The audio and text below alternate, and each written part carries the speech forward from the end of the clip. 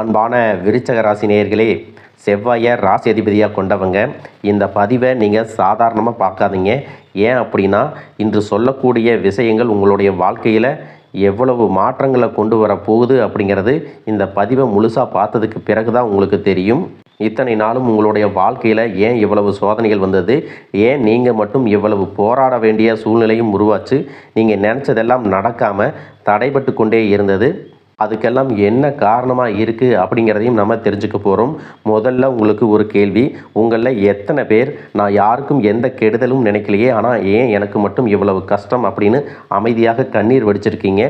எத்தனை பேர் நான் எல்லாருக்கும் உதவி செஞ்சேன், ஆனால் எனக்கு ஒரு சின்ன உதவி தேவைப்பட்ட நேரத்தில் யாருமே எனக்கு பக்கத்தில் இல்லை, எந்த ஒரு உதவியும் செய்யலை, தெரியாதவங்க கூட சில உதவிகளை செய்கிறதுக்கு முன் வந்தாங்க, ஆனால் தெரிஞ்சவங்க என்னை கண்டுக்கவே இல்லை அப்படிங்கிற ஆதங்கம் உங்கள் மனசில் இருந்துகிட்ருக்கும். எல்லாருக்கும் வாழ்க்கையில் நல்ல விஷயங்கள் நடக்குது, எனக்கு மட்டும் ஏன் நடக்க மாட்டேங்குது அப்படிங்கிற கேள்வியும் உங்கள்கிட்ட இருக்குது அப்படின்னா இந்த பதிவு உங்களுக்கு தான். விருச்சிக ராசிக்காரங்களை பொறுத்த வரைக்கும் வெளியில் பார்க்கும்போது தைரியமானவங்களாக இருப்பீங்க, ஆனால் உங்களுடைய மனசு ரொம்பவே மென்மையானது. மற்றவங்க கஷ்டப்படுறதை பார்த்தா அவங்களால தாங்கிக்க முடியாது. யாராவது உதவி அப்படின்னு கேட்டால் இல்லைன்னு சொல்ல மாட்டீங்க. உங்களுடைய இறக்க குணத்தாலேயே உங்களுக்கு கஷ்டங்களும் ஏமாற்றங்களும் பிரச்சனைகளும் புதுசாக வந்துட்டு இருக்கும். நீங்கள் யாரை முழுசாக நம்பினீங்களோ அவங்களே உங்களுக்கு துரோகங்களை செஞ்சுருப்பாங்க.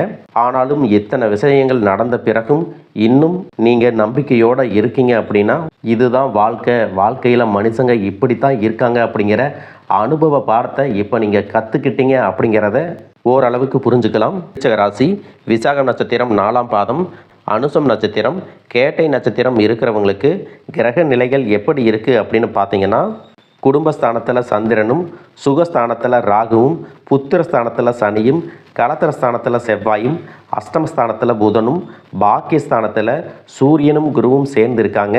தொழில் ஸ்தானத்தில் கேதுவும் சுக்கிரனும் இருக்காங்க. இதன் காரணமாக குடும்பத்தில் சுபகாரியம் தொடர்பான எண்ணங்கள் இருக்கும். நீண்ட பேச்சுவார்த்தைகள் மற்றும் விவாதங்களுக்கு பிறகு சுமூகமாக அந்த காரியங்கள் நடக்கும். மேலும் சுபகாரிய பேச்சுக்கள் நடக்கும் பொழுது பயனற்ற விவாதங்களை குறைச்சிக்கிறது நல்லது. விலை உயர்ந்த பொருட்களை வாங்குறதில் கவனம் செலுத்தணும். எதையும் செஞ்சு முடிக்க முடியும் அப்படிங்கிற உங்களுக்கு தன்னம்பிக்கை இருந்தாலும் மற்றவங்களை முழுசாக நம்பி எந்த ஒரு காரியத்திலையும் நீங்கள் இறங்கிடக்கூடாது. உங்கள் கையில் போதுமான அளவு சேமிப்பு மற்றும் பணம் இருந்தாலும் கடன் வாங்கி செலவு செய்யக்கூடிய சூழல் உருவாகும். வேலை செய்யக்கூடிய இடத்துல மறைமுகமாக இருந்து வந்த எதிர்ப்புகள் குறையும். தந்தை மற்றும் தாய்வழி உறவுகள் கிட்ட அனுசரித்து போகிறது நல்லது. உங்களுடைய காரியங்கள் முழுசாக நடக்கிற வரைக்கும் பெரிய எதிர்பார்ப்புகளை வச்சுக்காம நடைமுறை வாழ்க்கையில் இருக்கக்கூடிய யதார்த்தத்தை புரிஞ்சுக்கிட்டு உறவுகளோட நீங்கள் பழகணும். அக்கம் பக்கத்தில் இருப்பவங்க உங்களுக்கு ஓரளவுக்கு ஒத்துழைப்பு கொடுப்பாங்க. கடன் தொடர்பான பிரச்சனைகள், கொடுக்கல் வாங்கல் தொடர்பான சிக்கல்கள் இருக்குது அப்படின்னா அதையெல்லாம் கொஞ்ச நாளைக்கு பெரிய முயற்சி மற்றும் அவசரம் காட்டாமல் அமைதியாக இருப்பது நல்லது. ஆகஸ்ட் 1ஆம் தேதி கன்னி ராசியில் சுக்கிரன் நீச்சம் அடைகிறாரு. விருச்சிக ராசிக்கு 11ஆம் இடமான லாபஸ்தானத்தில் இது நடக்கிறதுனால பொருளாதாரத்தில் சின்ன அளவிலான வரவு செலவு மாற்றங்கள் நடக்க போகுது. நண்பர்கள் வழியில் வீண் அலைச்சல் மற்றும் ஆடம்பர செலவுகள் அதிகரிக்கக்கூடிய வாய்ப்புகளும் இருக்குது. இதன் காரணமாக பார்த்தீங்கன்னா, நீங்கள் எவ்வளவு தான் பெரிய பெரிய முயற்சிகள் எடுத்தாலும் லாபம் கிடைக்க வேண்டிய வேலைகளில் உங்களுக்கு தாமதங்கள் உண்டாகும். ஆகஸ்ட் 2ஆம் தேதி உங்களுடைய ராசி அதிபதியான செவ்வாய் மிதுன ராசிக்கு பெயர்ச்சி அடைகிறாரு. அது உங்களுக்கு 8ஆம் இடமான அஷ்டமஸ்தானத்துக்கு குறிக்குது. இதனால் உங்களுடைய உடல் நலம், குடும்ப பேச்சு மற்றும் எதிர்பாராத மாற்றங்கள், இதில் உங்களுக்கு எச்சரிக்கை ரொம்பவே அவசியம். எப்பவும் சில விஷயங்களையெல்லாம் சாதாரணமாக கடந்து போகக்கூடிய உங்களுக்கு 8ல் செவ்வாய் வர்றதால அதிகமான கோபம், நிதானமற்ற பேச்சு, அவசர முடிவுகள் அப்படின்னு சில விஷயங்கள் உங்களுக்கு சாதகமாக இல்லாத மாதிரி இருக்கும். இந்த காலகட்டத்தில் கணவன் மனைவி மற்றும் உறவினர்கள்கிட்ட வீண் வாக்குவாதங்கள் வராமல் நீங்கள் வார்த்தைகளில் கவனமாக இருக்கணும். வேலை செய்யக்கூடிய இடத்துல கூட வேலை செய்கிறவங்க மற்றும் உயரதிகாரிகள் கிட்ட சின்ன சின்ன மனஸ்தாபங்கள் ஏற்பட்டு பணிச்சுமை அதிகரிக்கலாம். பூர்வீக சொத்து தொடர்பான விஷயங்களில் சிக்கல்கள் நீடிக்கும். அதனால் அவசரப்பட்டு எந்த ஒரு சட்டப்படியான நடவடிக்கைகளையும் இறங்க வேண்டாம். எதிர்பாராத விரயங்கள், திடீர் செலவுகள் வரும் அப்படிங்கிறதுனால பணத்தை கையாளும் போது விழிப்புணர்வு ரொம்பவே அவசியம். அதே நேரத்தில் வாய்ப்பு கிடைக்கும் போதெல்லாம் நீங்கள் பணத்தை சேமிக்கிறதும் முக்கியம். மேலும் எது உங்களுக்கு ஆறுதலாக இருக்கும் அப்படின்னு பார்த்தீங்கன்னா, ஆகஸ்ட் 5ஆம் தேதிக்கு பிறகு கடக ராசியில் புதன் மற்றும் குரு சேர்க்கை நடக்க போகுது. விருச்சிக ராசிக்கு 9ஆம் இடமான பாக்கியஸ்தானத்தில் இது நடக்கிறதுனால தந்தை வழியில் ஆதரவு கிடைக்கும். நீண்ட தூர ஆன்மீக பயணம், உயர்கல்வி மற்றும் தொழிலில் நல்ல வளர்ச்சி, அதிர்ஷ்டமான பலன்கள் இது எல்லாமே கிடைக்கும். மேலும் இது உங்களுக்கு 9வது வீட்டை குறிக்கிறதுனால இது அதிர்ஷ்டத்தை தரக்கூடியது. தடைபட்ட காரியங்கள் நடக்கும். அதற்கான சரியான திட்டமிடல் மற்றும் நிதானம் ரொம்பவே முக்கியம். குருவும் புதனும் சேர்ந்து இருக்கிறதுனால உங்களுடைய பேச்சில் முதிர்ச்சியும் எடுக்கக்கூடிய முடிவுகளில் ஞானமும் இருக்கும். இந்த ஜோதிட சூட்சமங்களை சரியாக புரிஞ்சுக்கிட்டீங்க அப்படின்னா உங்களுக்கு சிறப்பான பலன்களும் மாற்றங்களும் எல்லாமே காத்திருக்கு. உங்களுடைய வாழ்க்கையில் வரக்கூடிய சில நபர்கள் உங்களுக்கு நல்ல பலன்களை ஏற்படுத்தி கொடுக்க போகிறாங்க. புதிய நண்பர்களின் அறிமுகம் மற்றும் எதிர்பாராத உதவி உங்களுக்கு உற்சாகத்தை கொடுக்க போகுது. உங்கள் மனசில் இருக்கக்கூடிய பயம் நீங்கணும், தடைகள் விலகணும் அப்படின்னா வாரந்தோறும் நரசிம்ம பெருமாளுக்கு நெய் தீபம் ஏற்றி வழிபட்டீங்க அப்படின்னா நீங்கள் நினச்ச காரியங்கள் நினச்ச மாதிரியே நடக்கும். இன்னும் சிலருக்கு பார்த்தீங்கன்னா உங்கள் வாழ்க்கையில் வரக்கூடிய உறவு யார் அப்படிங்கிற சந்தேகம் இருக்கும். சிலருக்கு காதலா, சிலருக்கு திருமணமா அப்படின்னு நினைப்பீங்க. ஆனால் வாழ்க்கையில் உறவு அப்படின்னா அதுக்கு ஒரே ஒரு அர்த்தம் மட்டும் இல்லை. சிலருக்கு பல வருடங்களாக பேசாமல் இருந்த ஒரு சொந்தம் மீண்டும் தொடர்பு கொள்வாங்க. சிலருக்கு பார்த்தீங்கன்னா ஒரு நல்ல நண்பர் சரியான நேரத்தில் தைரியம் கொடுத்து உதவியில் செய்வாங்க.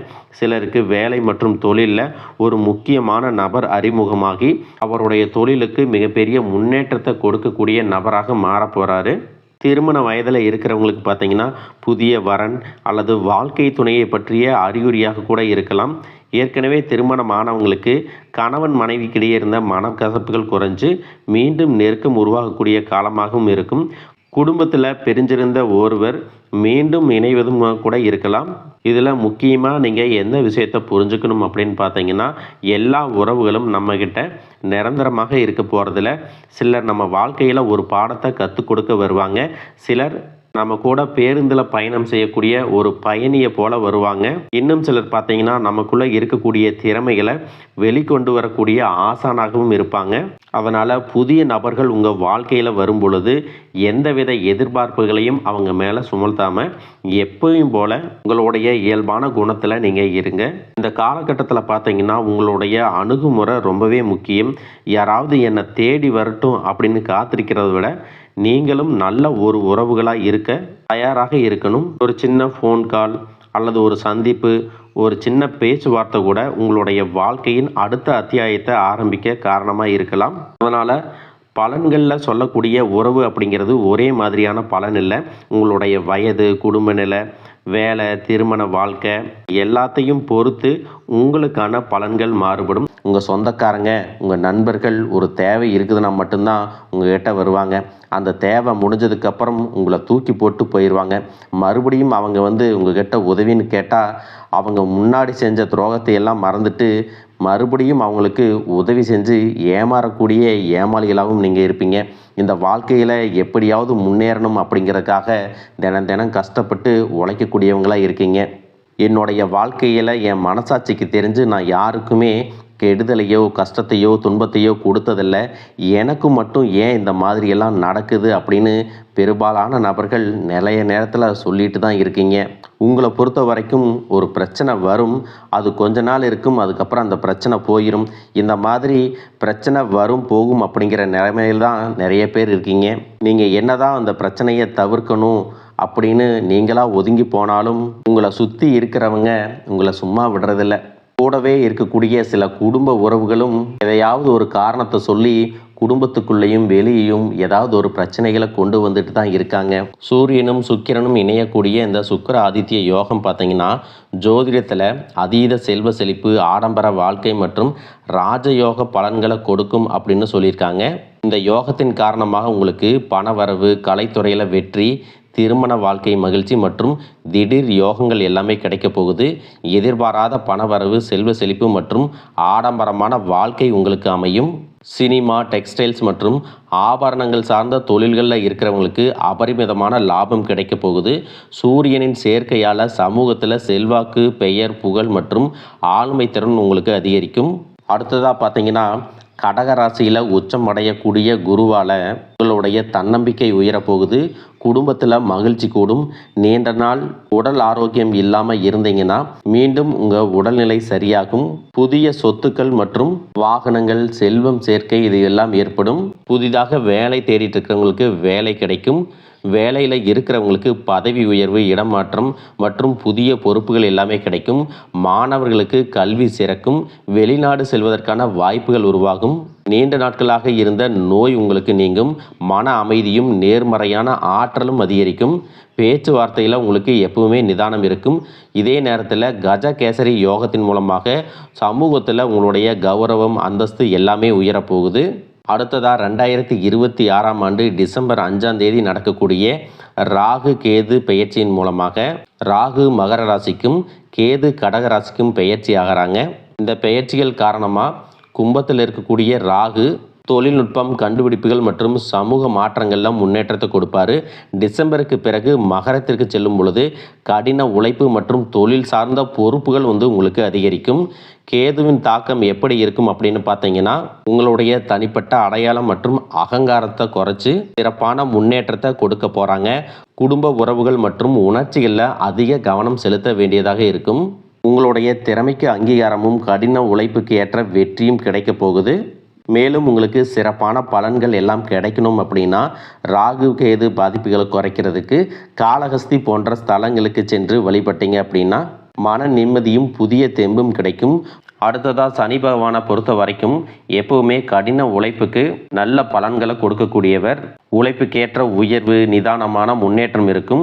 இது வரைக்கும் கடன் பிரச்சனைகளில் இருக்கிறீங்க, நீதிமன்றத்தில் வழக்குகள் இருக்குது அப்படின்னா அதுவெல்லாம் உங்களுக்கு முடிவுக்கு வரும். மேலும் ஏழை எளியவர்களுக்கு உதவுறது, சனிக்கிழமைகளில் குலதெய்வ வழிபாடு மற்றும் ஆஞ்சநேயர் வழிபாடு செய்வதன் மூலமாக சனி பகவானுடைய தாக்கத்தை குறைச்சி உங்களுக்கு சிறப்பான பலன்களை கொடுக்கும் அப்படிங்கிறத நீங்கள் ஞாபகம் வச்சுக்கணும். இது வரைக்கும் உங்கள் லட்சியத்துக்காகவும் குடும்பத்துக்காகவும் கஷ்டப்பட்டு உழைச்சி உங்களுடைய உடல் நலனை நீங்கள் கவனிக்காமல் விட்டுருந்துருப்பீங்க. இப்போ வரைக்கும் சிலருக்கு அது வெளியில் தெரியல அப்படின்னாலும் சின்ன சின்ன பிரச்சனைகள் மூலமாக உங்களுக்கு தொந்தரவு கொடுத்துட்டு வந்திருக்கும். அந்த உடல் சார்ந்த பிரச்சனைகள் முழுவதும் குணமாகணும் அப்படின்னா அதற்கு தகுந்த சிகிச்சை முறைகளை எடுத்துக்கிறது மட்டுமல்லாமல் உங்களுடைய உடல் நலனையும் நீங்கள் பாதுகாக்கணும். உங்கள்கிட்ட நிறைய ஆற்றல் இருக்குது, திட்டங்கள் இருக்குது, கடின உழைப்பு எல்லாமே இருக்குது.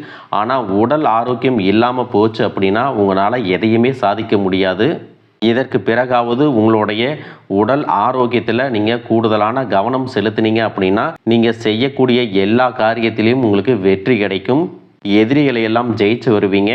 சிலர் பார்த்தீங்கன்னா நல்ல வேலை கிடைக்காம வீட்லேயும் சரி சமுதாயத்திலும் சரி நிறைய பேருடைய கிண்டலுக்கும் கேலிக்கும் ஆளாகி இருப்பீங்க. இன்னும் சிலர் குடும்ப கஷ்டத்துக்காக பிடிக்காத ஒரு வேலைக்கு போயிட்டு இருந்திருப்பீங்க. இதற்கு பிறகு உங்களுடைய தன்னம்பிக்கை அதிகரிக்கும். புதிய புதிய தொழில்நுட்பங்களை கற்றுக்கிட்டு நல்லதொரு வேலையில் சேர போகிறீங்க. அரசியல்வாதிகளை பொறுத்த வரைக்கும் புதிய பொறுப்புகள், புதிய பதவிகள் எல்லாமே தானாக கிடைக்க போகுது. நம்மளுடைய குடும்ப உறவுகள், நம்முடைய நண்பர்கள் அப்படின்னு சொல்லிட்டு சிலருக்கு பெரிய ஒரு தொகையை கடனாக கொடுத்துட்டு அதை திரும்ப வாங்க முடியாமல், கேட்க முடியாமல் ஒரு விதமான மன அழுத்தத்துக்குள்ளாக இருப்பீங்க. அதனாலேயே உங்களுடைய உறவு கெட்டிருக்கும். அந்த பணம் உங்களுக்கு திரும்ப கிடைக்காது அப்படின்னு நீங்கள் முடிவே செஞ்சுருப்பீங்க. உங்ககிட்ட பணம் வாங்கினவங்க அவங்களுடைய தவறை புரிஞ்சுக்கிட்டு மனசாட்சியோட உங்களுக்கு அந்த பணத்தை திருப்பி கொடுப்பாங்க. குடும்பத்தில் இருக்கக்கூடிய நெருக்கடிகள் விலகும். செல்வாக்கு, அந்தஸ்து உயரும். கடவுள் நம்பிக்கை அதிகமாகும். பெரியவர்களுடைய உதவி உங்களுக்கு கிடைக்கும். உறவில் இருந்த சண்டை சச்சரவுகள் முழுவதுமாக விலகும். புதிய நண்பர்களும் உங்களுக்கு உதவி செய்வாங்க. தொழிலில் ஏற்பட்ட நெருக்கடிகள் விலகும். பொருளாதார ரீதியாக நலிவடைந்த நிறுவனங்கள் முன்னேறவும் போகிறாங்க. மேலும் மேலும் எதிர்பார்த்த லாபமானது உங்களுக்கு வியாபாரத்தில் கிடைக்க போகுது. புதிதாக தொழில் தொடங்கணும் அப்படின்னு நினைக்கிறவங்க இந்த காலகட்டத்தில் நீங்கள் தொழில் தொடங்கலாம். இது வரைக்கும் உங்கள் குடும்ப உறவுகளுக்கு நீங்கள் பெருசாக முக்கியத்துவம் கொடுத்துட்டு இருக்க மாட்டீங்க. எத்தனையோ கஷ்டமான சூழ்நிலைகளில் உங்களோடு எல்லாவற்றையும் சகித்து கொண்டிருந்த குடும்ப உறவு சகிப்புத்தன்மையை இழந்து கடமைக்கு ஏதோ ஒரு வாழ்க்கையை வாழ்ந்துட்டு இருக்கிற மாதிரியான சூழ்நிலையில் இருந்திருப்பாங்க. என்னதான் நீங்கள் குடும்ப உறவுகளை பத்திரமா பார்த்துக்கிறேன், எல்லாத்தையும் பூர்த்தி செஞ்சு கொடுக்குறேன் அப்படின்னு சொன்னாலும் குடும்ப உறவுகள் கிட்ட நீங்கள் மனம் விட்டு பேசணும். நீங்கள் 20 வயசில் இருந்தாலும் சரி, 70 வயசில் இருந்தாலும் சரி, குடும்பத்தில் இருக்கிறவங்களுடைய மனநிலையை நீங்கள் எல்லா கட்டத்திலையும் புரிஞ்சுக்கணும். அவங்களுடைய வார்த்தைகளுக்கு மதிப்பு கொடுத்து சில விஷயங்களை திருத்திக்கிட்டும் சில விஷயங்களை மாற்றிக்கிட்டும் நீங்கள் இருந்தீங்க அப்படின்னா உறவுகள் உங்களை தலையில் தூக்கி வச்சு கொண்டாடுவாங்க. உங்களை பொறுத்த வரைக்கும் குடும்பத்தில் நிம்மதி முழுசாக கிடைக்கணும் அப்படின்னா சில இடங்களில் விட்டு கொடுத்து போகிறது தான் நல்லது அப்படிங்கிறத ஞாபகம் வச்சுக்கோங்க. இதையெல்லாம் சரியாக செய்யாத காரணத்தினால தான் நிறைய பேருடைய குடும்பத்தில் கணவன் மனைவியாக இருப்பாங்க, வெளியே போவாங்க வருவாங்க. ஆனால் உண்மையான அந்யோன்யம் இருக்காது, சரியாக பேசிக்க கூட மாட்டாங்க. சமுதாயத்துக்காக போலியான ஒரு வாழ்க்கையை வாழ்ந்துட்டு இருக்கிற மாதிரி இருக்கும். இதற்கு பிறகு உங்கள் வாழ்க்கையிலும் இதுவெல்லாம் நடக்கக்கூடாது அப்படின்னா மனம் விட்டு பேசி அவங்க கூட அதிகமான நேரத்தை செலவிடணும். உங்கள் மேலே அவங்களுக்கு நம்பிக்கை வர்ற மாதிரி நடந்துக்கணும். பணம், வசதி, வாய்ப்புகள் எல்லாருக்கும் தேவை அப்படின்னாலும் அதை வச்சு நிம்மதியான அழகான ஒரு வாழ்க்கையை வாழ முடியாது. கோடீஸ்வரனாக இருக்கவங்க கூட கஷ்டப்படுறதையும், ஏழைகளாக இருக்கிறவங்க கூட சந்தோஷமாக இருக்கிறதையும் நம்மளால் பார்க்க முடியுது. சின்ன சின்ன விஷயங்களை கூட சரியாக பேசி முடிக்காத காரணத்தினால தான் பெரிய பெரிய பிரிதல்கள் எல்லாமே வருது. இன்னும் சிலருக்கு பார்த்தீங்கன்னா விவாகரத்து வரைக்கும் கூட போயிடுது. இந்த மாதிரியான விஷயங்கள் எல்லாமே உங்கள் வாழ்க்கையில் நடக்கிறதுக்கு நீங்கள் மட்டுமே முழுமையான காரணம் இல்லை. உங்களை மட்டுமே குற்றம் சொல்லிட முடியாது. சில கிரகங்களுடைய பார்வை, தசா புத்தியினோட பலன்கள் காரணமாகவும் இதுவெல்லாம் நடக்கும். சில ஜோதிட சூட்சமங்களை எல்லாம் நீங்கள் புரிஞ்சுக்கிட்டு சரியான விஷயங்களை மட்டும் செஞ்சீங்க அப்படின்னா உங்களுடைய வாழ்க்கையிலும் நல்லது நடக்கும். நீங்கள் விவாகரத்தே வாங்கியிருந்தால் கூட 2 பேருடைய உள்ளத்திலும் தூய்மையான புரிதல் வர வரைக்கும் உண்மையாக நடந்துக்குங்க. உங்கள் வாழ்க்கையில் நடந்த சம்பவங்கள் எந்த மாதிரி சுச்சுவேஷனில் நடந்துச்சு அப்படின்னு மற்றவங்க சூழ்நிலையில் இருந்து உணர்வுபூர்வமாக நினச்சி பாருங்கள். நிச்சயமாக உங்கள் மனசுக்குள்ளே மிகப்பெரிய மாற்றம் வரும். இந்த மாற்றத்தின் காரணமாக குடும்ப உறவுகள் மீண்டும் சேர்வாங்க. இதுவெல்லாம் உடனே நடக்கலை அப்படின்னாலும் சில மாதங்களில் ஒன்றாக சேர்வதற்கான வாய்ப்புகள் இருக்குது. உங்ககிட்டிருந்து வெளிப்படக்கூடிய தனி மனித ஒழுக்கம் மற்றும் மது மற்றும் போதை பழக்கங்களிலிருந்து விலகி இருக்கிறது. ஆரோக்கியமான உணவு பழக்க வழக்கங்கள் காரணமாக பல நாட்களாக விலகி இருந்த உறவுகள் மீண்டும் உங்களோடு வந்து சேர போகிறாங்க. புதிய நட்பும் நண்பர்களுடைய தொடர்பும் உங்களுக்கு ஏற்படும். இதுவரைக்கும் வாழ்ந்த வாழ்க்கையை விட வித்தியாசமான புதியதொரு வாழ்க்கையை இனி வாழ போகிறீங்க.